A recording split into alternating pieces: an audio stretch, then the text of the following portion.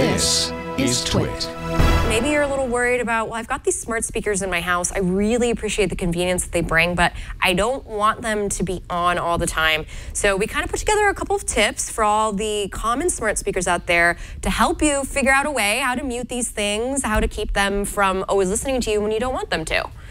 Right, so the Amazon Echo is always listening to you. It's always listening for that wake word, which some people call Albuquerque. We call it Albuquerque. You know the real word, but I'm not going to say it. So it's always just waiting to hear your word, and then as soon as it hears the word, then it starts recording and sending that up to the cloud. And so all of those recordings are saved on your phone or your app. They're saved by Amazon. They have them. So anytime you spoke to Albuquerque, she recorded it. And so I'm going to show you how you can listen to those and then delete the ones that you don't want to hear. So let's take a look at my phone. I'm going to open up the app.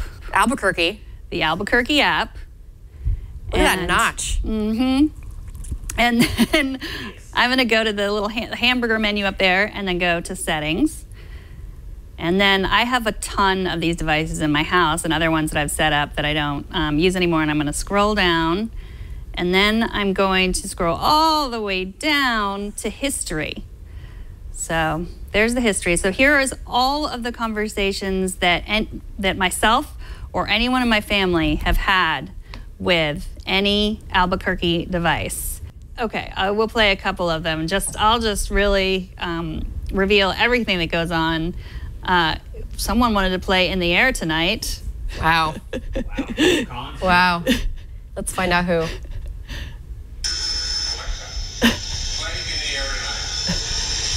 My husband was playing In the Air Tonight. He was really feeling that. He really was. Really wanted that for chopping onions.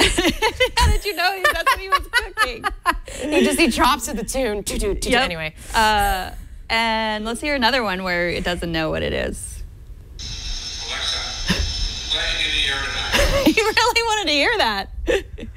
I guess that's his chopping onions Just play song. me Phil Collins. Why is this so hard?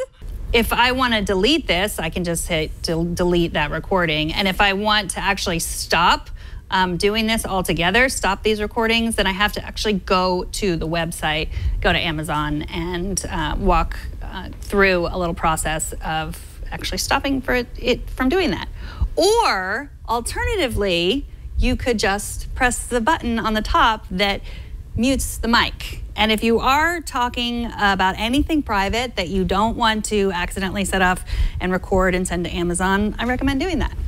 And the nice thing about it is it's a hardware mute. So anybody who there's somebody trying to hack into your system. And there was a Wired article about that a couple of years ago. If anybody tries to hack in to listen to what's going on in your house, well, they can't because there's a physical mute that cannot be taken down. Cannot be taken down.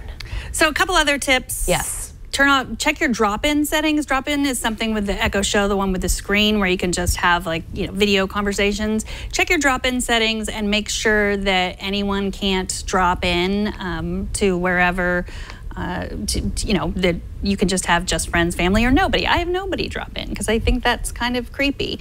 And also, if you have other tips for securing your Amazon devices, let me know. Send those to Megan@twit.tv because those are pretty basic and I don't really know what else you can do besides obviously the obvious one. Don't put the device in your house. Scotch tape over the speaker. I don't know. I just made that up. I wonder if Scotch tape, I don't know that. That might... I haven't tried that because why not just use the mute button? But I think it would just muffle it. It's a pretty good speaker. I mean... Sure. Put a fan right in front of it so that it just constantly sounds like wind is blowing. Yeah. Or you can't hear me. Or just press the mute button. Or just press the mute. Even better, just unplug it, put it in a drawer. Right. Never look at it again. Douse it in water, yes. Okay, so you have some tips for the Google Home. I do. So, the Google Home is, the whole point of the voice match is supposed to hear your voice so that it knows who the account is that it's talking to. So I really like that, and I've set that up with my husband and I, so the Google Home knows when it's him talking or when it's me, and we'll respond to that accordingly. However, we don't always want it to listen in, so the one thing that we always do is we just press the mute button. And I know it sounds so easy, but there's a reason that hardware button exists. And if you're worried about somebody listening in, stick to the Google brand, Google Homes. Don't go getting those third-party wannabes.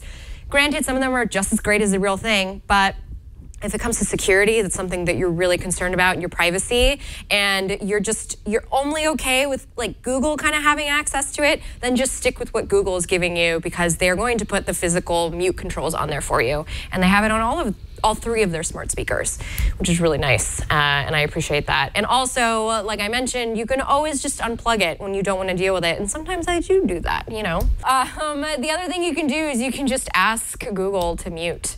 You can just ask Gogurt to mute, and it will do it for you, which is great. And if you want to know what it did record, and actually, Burke, I did provide you with a screenshot, but I too have some live demos if we want to go ahead and jump to the overhead shot here on my giant Chromebook. So here, well, no, this works. So here we have a screenshot of what it looks like when you go into the history portion. This is history.google.com. When you're logged in, it'll show you what it is that you were using when you had voice. Well, you're gonna have to click on the voice option. It'll show you all of the voice commands that you've sent over to Google. And then they will file it away for you, and you can listen to the audio so you can hear what it was. Yes, you see this is my Chromebook. So I'm turning up the volume. So yeah, last night, let's see. Hey Google, turn off all the lights. It's worth noting that that sound in the background was the air conditioning. Well, also, it's just kind of creepy knowing like your recorded like sleepy I'm about to go to bed voices. I mean, not that we didn't just put it out on a podcast for everyone else to hear, but I mean, I knew what it was doing. I gave it consent quite a while ago. I don't remember those things. That's the thing. Like, I forget everything that is. Hey Google, turn off the guest room light. And that little alert you heard was my Google Assistant on the Chromebook. Because that's the thing about the Google Assistant when you're an Android and a Google user, is that it's literally in everything, on every product. So if you're weirded out by that, maybe you should consider a different platform. I'm just saying. I'm just being honest with you as co-host of All About Android, who's been living with this stuff for a long time. Well, if Siri listens to me, it would also go off all the time. Yeah, but she doesn't. But okay, so she doesn't. I know a lot of Apple users choose Apple because there's this idea that it's more private and they keep your stuff out of the cloud and on device. And so some people are just like, no HomePod. I'm not going to get that. I'm not going to have a device that's listening to me. Guess you're not going to have great music streaming in your house. Sounds like well, there's also that's debatable too. But I have a HomePod, and one of the things that I do like, even though my house is also blanketed with Amazon Echoes, is that it's not recording you all the time. Yeah. It doesn't have all those recordings that I showed you that Amazon have and that Flo showed you that Google has. It's not recording. It will wait until you say the name, and then it lights up, and then it begins recording. Now, is there a slight delay when that happens? Yeah, a little bit. I mean, that's part of why it's not great. At the same time, I would argue that is why it's so great, because it doesn't actually wake up until it hears. Because the minute I say, hey, G, like you see the 4 lights light up, a little circle go on, and it is listening, it is ready.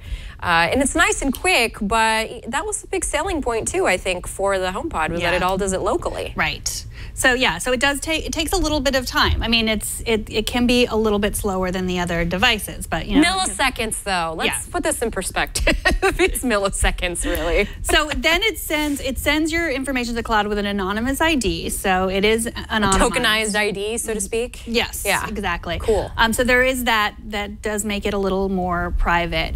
There's a few other things you can do for privacy. One thing you can do is disable personal requests. So what the HomePod does that the Amazon Echo doesn't, it works in your whole ecosystem. So you can ask it, for a calendar and, text messages and reminders and all those things. And if you're afraid of someone, coming up to your device and asking those things, then you can disable that. So you won't have that, but then they can't either use that either. Interesting. So the other thing you can do is limit limit speaker access. So, you know, a lot of people when it first came out, they complained that like their annoying friends would just AirPlay to their HomePod, you know, and just, you know, hijack their music. They do that. Yeah, they do that with YouTube too. You have a YouTube play. Anyway, go on. So you can turn off speaker access. So you can't. So if you have personal requests on, you know, someone could still say like, you know, play the In the Air Tonight if you wanted to hear that.